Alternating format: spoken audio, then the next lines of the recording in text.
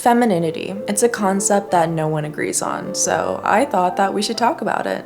When I see men who are well balanced and also have a similar mindset to me about this, I just find masculinity so beautiful. Hey guys, it's Lamise, and welcome to the Princess Corner, where we talk about all things important and all things depressing and sad. Now, you don't have to be a princess to be in this corner. You can be a prince or a non-binary monarch, but today I want to talk about femininity, and I guess also masculinity, because I honestly don't think you can have a conversation about one without talking about the other. So I just want to give you guys my opinion and my experience and my own struggles around this subject. I honestly think it's so nuanced, and although I'm going to be giving my opinion, I'm still learning about it myself, so let's get into the video.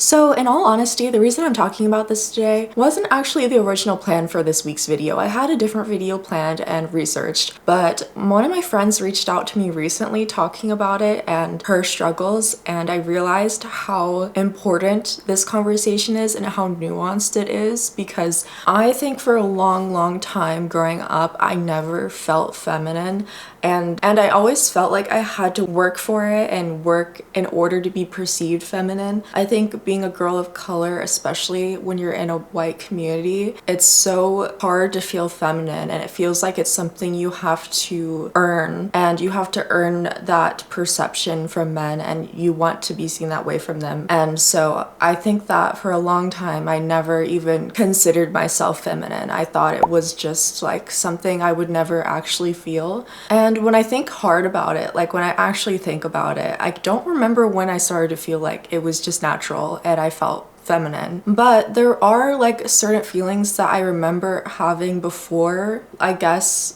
I started to feel feminine, and a lot of it was rooted in feeling the need to prove myself to people, to prove that I'm actually feminine, to prove that I deserve love and that I deserve friendship and that I'm worthy of being in people's life. And I don't really have that fear anymore. I think right now I have sort of a comfortable feeling in myself where I just believe that people will naturally like me and gravitate towards me because I'm a good person and because I put my best foot forward out there, and if they don't like me, then it's not the worst case in the world.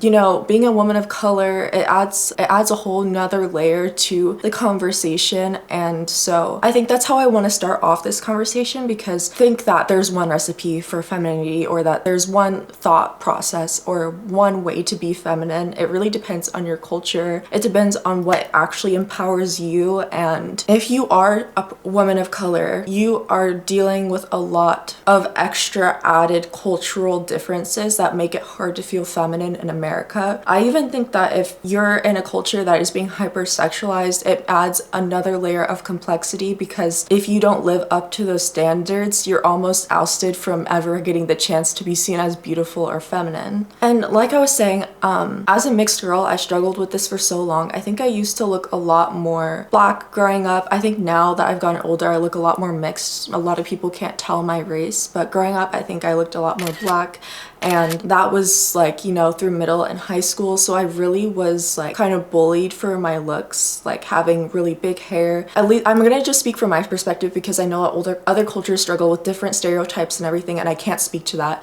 I think they all add a different layer of difficulty that I just can't say in this video because I don't know it. Like, as a girl who presented very black growing up, black women are either hypersexualized to the point where we're not seen as human beings, or we're either seen as too strong and inherently unfeminine. And because of that, it made me hate all the traits about myself that made me look like I was a woman of color. Like I hated having big lips. I remember that was a really big struggle of mine for a long time, because growing up, to your surprise, it wasn't always in fashion to have big lips. It really wasn't.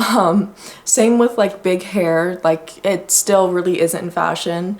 And I think all those small things, like in American culture, kind of really dug at me and really made me feel like I didn't deserve to feel like a woman. Basically, I didn't deserve to feel like a girl. I felt like I wasn't a girl. I felt like I was cosplaying one. And I think the way I always tried to remedy this as a kid was by starting on the exterior, like trying to wear something that made me feel pretty or girly, or, you know, trying to participate in things that are typically feminine and trying to hide my more masculine traits from the world. So like growing up, I loved playing video games. It was one of my favorite hobbies, but I never really told anyone because I thought that would just be another reason for why I would never be able to be a woman. And it scared me. It definitely did. And while I think that wearing dresses and clothes, it can add to your femininity, but I don't think it's necessary. I think the work really does start within. I know this is about to sound a lot like my last video, but it's kind of gonna be a consistent theme on these types of topics. Like, it can't really start external because, to be honest, in 10 years my looks are gonna change so much. Another 10 years after that, they're gonna change so much. Like, you have to be able to love yourself even if you don't have what you like about yourself right now. And our bodies are gonna change. Like, if you have kids, your body won't be the same after you have kids. It's not about the external. And people die trying to match and be feminine on the outside before they work on the inside. It's just so sad and scary. So now that we've talked about like the cultural aspects and why this conversation is so nuanced, that's just to preface that everything I say might not apply to you because you might have different cultural perspectives than mine, and you might have been raised to view femininity a different way than me. So I'm going to try to make this video as applicable as possible in terms that I think make sense to someone regardless of, I guess, their beliefs about what a woman should or shouldn't be. Because I think it's actually such a real and sad struggle when you feel like you're cosplaying being a girl, or like there's just so many horrible terms online right now that especially went viral on TikTok, like, you know, big backed or like makeup on a pig. Those phrases traumatized me.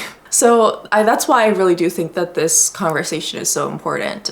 Femininity is not something that can be defined in a few certain words. However, I do think that it is something that cannot exist on its own. You cannot just exist as a feminine being without there being a masculine being as well. I don't know if that 100% makes sense, but what I'm trying to say is, if you lack masculine traits, it is hard to experience femininity to the full extent that it can exist as. And I think the same goes for masculinity as well. In my experience, the men who I view as having the least amount of feminine traits tend to be the most abusive or unhealed versions of themselves, because a lot of men are usually so afraid of femininity that they even hate it in the women in their lives and they take it out on them. And I think that someone who's secure isn't afraid of femininity or masculinity. It was something that has to exist together. And I think that a lot of the rhetoric is like, okay, if you want to be feminine, go find a man. But I think the yin yang can exist within yourself. You can be masculine and feminine. And as a woman, being masculine can really, really enhance the feminine traits in you.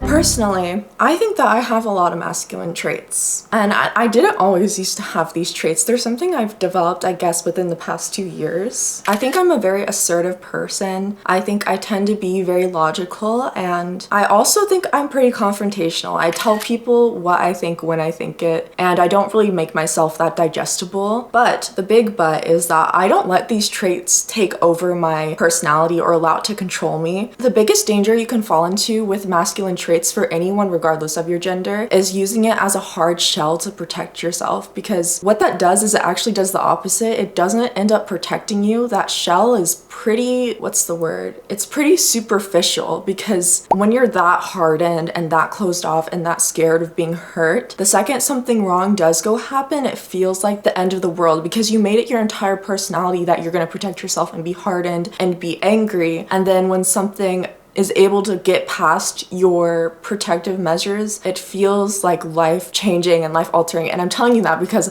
I have been that way. I tried that method and it didn't work. It did a number on me, to be honest. So while I'm saying that I have these masculine traits, I don't really think that I use them as a crutch, and I definitely don't let them take over. I really do think I use these traits more to like enhance my feminine side. It's kind of like a relationship within yourself, and this is part of my video about building a relationship with yourself. I wish I talked about it in that video, but duality between masculine and femininity. And it gets even more complicated if you consider yourself on the gender spectrum, because then this can lean whichever way you want it, and you can kind of adapt what I'm saying to whichever side you're feeling more towards on that spectrum, but for me, I kind of see myself like sharing my body with both of them pretty equally, which allows me to kind of enhance my more traditional feminine traits, you know, and I'm saying traditionally in like an American sense. When I think about traditionally feminine traits, at least to me, I think of like creativity, I think of empathy, I think of vulnerability, especially like willingness to be vulnerable, not submissive, but vulnerable. And I think that being tough or masculine and having some of those traits in myself, I like literally nurtures that in me and nurtures my ability to feel safe when I'm vulnerable with people. And I think it goes back to the same issue of wanting to prove yourself and be liked by everyone. It's just impossible. Like, you can't be liked by everyone. And I firmly believe that if you are the kind of person who you believe you are liked by everyone, it means that you are too digestible. No one will really know you, and essentially no one really likes you. That might sound a little harsh, but it's impossible to be liked by everyone. So if you are liked by everyone, it's because no one knows you. And I feel like that's such a lonely way to go about, you know, living life in order to appear a certain way, in order to appear feminine or masculine. When I think about defining femininity, I really do think about defining it as the yin yang. Like, femininity cannot be without masculinity. And the more assertive you are, the more you protect your feminine side and traits and characters, the more you, in my opinion, the more you enhance your feminine traits. You'll begin, I feel like if you have that knowledge that you're gonna protect yourself and not judge yourself and be kind to yourself, you will feel so much more free and comfortable exploring your feminine side, and it'll feel less like a performance because you're accessing your vulnerability from a place of comfort and safety rather than trauma or hurt or pain or anger. And I think that this is one thing that's really important when you consider this, because I think a lot of people are afraid of being masculine, especially people who like align with, like, want to appear like very feminine or girly or a woman, you know? I think they're afraid of appearing or seeming or having masculine traits, but when you tap into your masculinity as a woman, you experience it in such a different way than a man experiences his masculinity, or just anyone, I guess, who likes to, you know, conform to more masculine traits. And that's because you're accessing your masculinity from the perspective of a woman. You're accessing it from a place of vulnerability, from, you know, all the traits that you believe makes someone feminine. For example, I think this is like a good way to illustrate it from like an outsider's perspective. I think that men who access their vulnerability more often feel so much more like powerful because they know that their masculinity cannot be threatened by femininity. And it's the same for women. I think that if you're so afraid of your femininity being masked or dominated by masculinity, then it's really hard to trust that you can just sit and just be feminine and just accept that you have both traits. So now that we've kind of defined what I think femininity is and how I access it and how I kind of define it, even though I didn't give you a definition, I'm basically telling you that I think that you have to find your own meaning in masculinity, your own meaning in femininity, and finding the right spot in that spectrum for you where it feels comfortable and safe. And although like you look at me and you might perceive me as further on like the feminine side, like when I think about it in my brain, I don't know if anyone else experiences this, but it's so visual for me. I feel like I'm literally split. Like, I can choose when I want my more masculine traits to show, and I can choose when I want more feminine traits to show. But even when I show my masculine traits, I never feel masculine. And that is because this is the whole other part of the video I wanted to talk about. I don't come from a place of hurt, trauma, or I guess desperation. I don't really like the word desperation, but it's like the best way to describe what I'm saying. And that's like desperation to be liked by people, which I was talking a little bit about earlier. I think it's really hard to feel comfortable in femininity if you're experiencing a lot of trauma. And I also think in general, it just is impossible to view anything in your life as light or peaceful, which are other things that I typically associate with femininity or trauma. And this is where it kind of starts to get into the cultural dynamic, where if you think that femininity isn't associated with peace and comfort and stuff, then this will look different for you. But in my opinion, trauma is such the opposite of peace. It's such the opposite of being comfortable and safe, and those things are typically associated with women. And I have a lot more to say on this whole topic about trauma and healing and all of that. What I really want to like make clear in this video is that the hard exterior that you have from trauma limits you so much in terms of how you can experience the feminine or masculine perspective. It makes it almost impossible because hurt people hurt people. It's true. And if you have trauma and you haven't addressed it, it's really hard not to hurt people. It's really hard not to feel like you have to have that shell and exterior and believe the worst in people.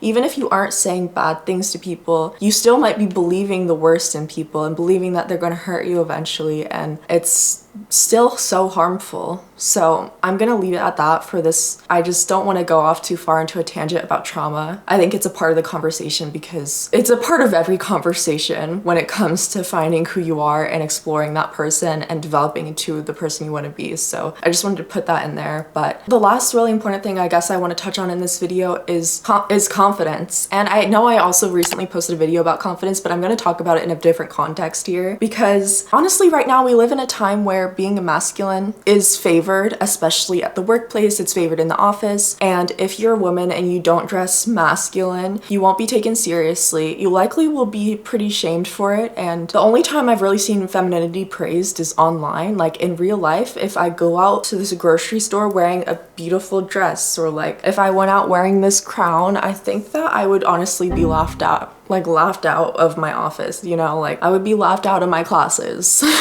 And I really can only come online here and wear this outfit and wear my makeup and feel like I'm being appreciated for it, because let's be real, you're not appreciated for it in the everyday world wearing princess dresses and stuff. But I'm not gonna lie, that never stopped me. That never stopped me from going to my exam in like the craziest outfits, like mini skirts and long dresses and gowns. Like I literally went to school like that, and I do think that this is another form of oppression that women are beginning to experience. It's just very covert because it's considered unprofessional to dress feminine, and I also think it's slightly a part of culture because it's like, oh, if you wear a short skirt to work, you must be trying to sleep your way to the top. It's like, you know, that's not true, but it's a part of the culture in America. While I'm not saying that you should go to work in a mini skirt next time you leave the house, I am saying that if you go to dinner and you're trying to pick what to wear and you really wish you could just wear like the fluffiest tutu dress, I say just go for it, because like I was saying earlier, if you are liked by everyone, you are liked by no one. It is not worth living your life for people who probably are also not really happy living the life they're living. The least I can guarantee, like assure you, is that I'm super happy living the life I'm living. When I give you this advice, I'm not just saying this and pretending that I'm not enjoying my life, and you know, this is just something that worked for me. And I think that when you start to just do what you want in life, wear what you want without the goal of being liked by everyone, you'll actually find that the kindness that comes from you, the empathy that radiates from you, is so much more genuine, because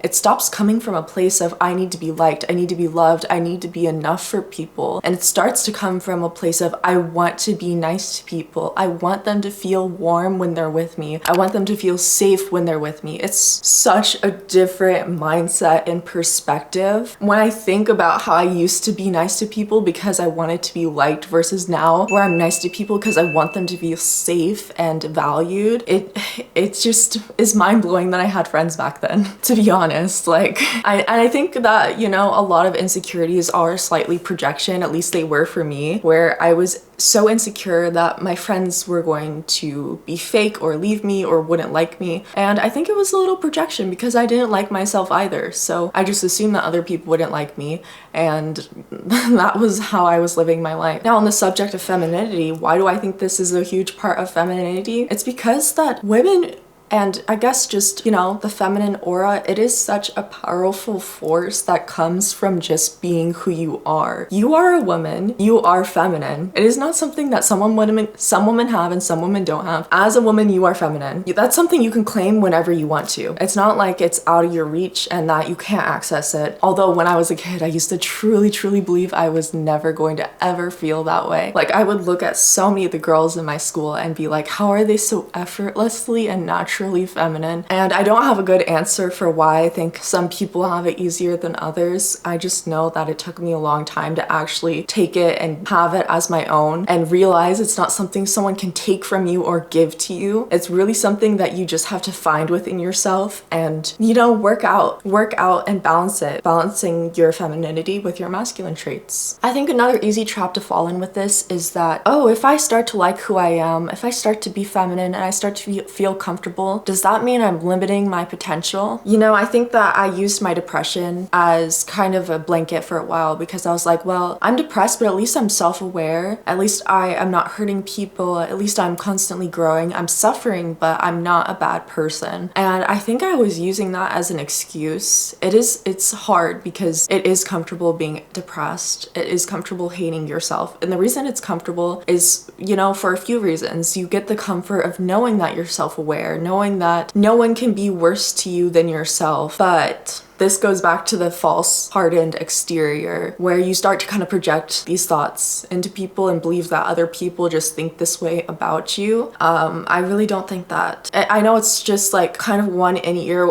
out the other until you learn it on your own, but no one has that much time to think about you and they're way more concerned about themselves than they are about you. And if you decide one day that you're ready to move on and to be happy and to love yourself and to find that energy you always wish you could have, then I think that first step is acknowledging that you're not going to feel that blanket of comfort around you anymore and you're trading it for a lifetime of peaceful existence. And I think a lot of people don't get to experience that. I think that even though in my opinion this peaceful existence, it comes and goes. Right now I feel very peaceful and very in tune with who I am, and it definitely does come and go, and sometimes things will happen and I'll feel like I'm back at the bottom of my mountain and I'll climb it again and I'll get to the other side and realize how peaceful life can be when you don't allow yourself to be stagnant. You know, I think that unless it's medical depression, of course, like don't pressure yourself if you have an actual medical disorder, but situational depression, it can be comfortable and it can be another way to remain stagnant, you know? So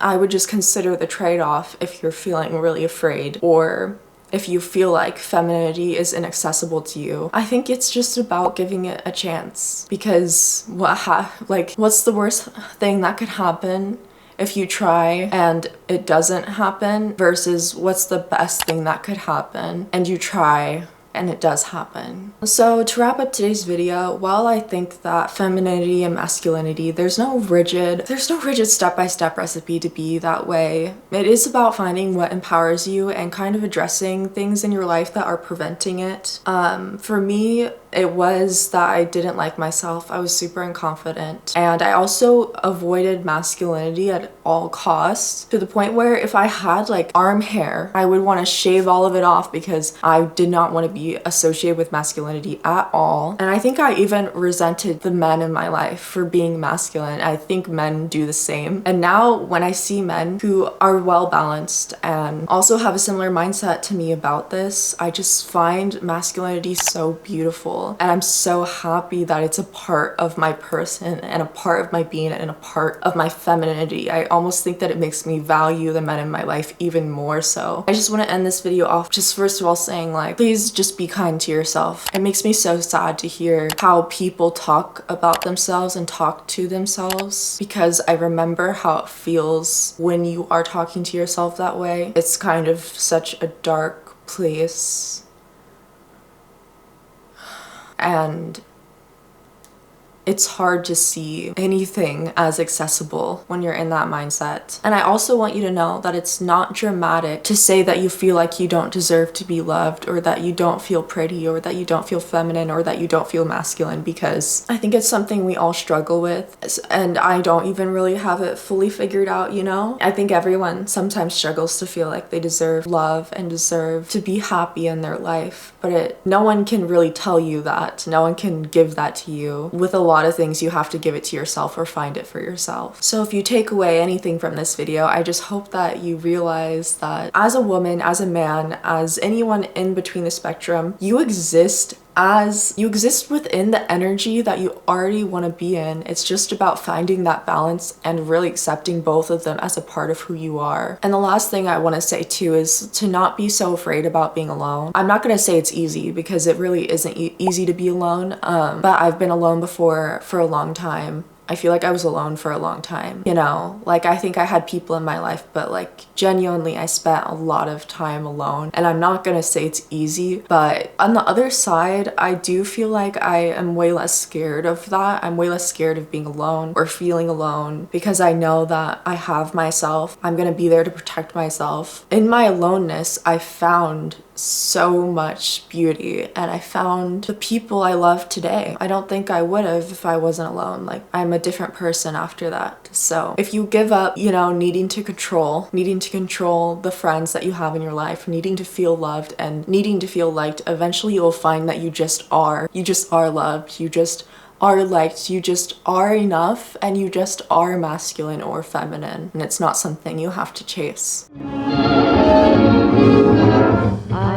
So I know this conversation got deep and kind of took a turn there, but I hope you guys enjoyed today's video, and I'll see you on Friday maybe. I'm starting a new schedule this week at work and school, and so I'm feeling out how things are gonna work. That's why I don't want to say that I'm definitely uploading on Friday. I'm figuring it out. I'm excited. It's all good changes. It's just a lot. So I'll see you when I see you, and I hope you guys have an amazing week. Bye!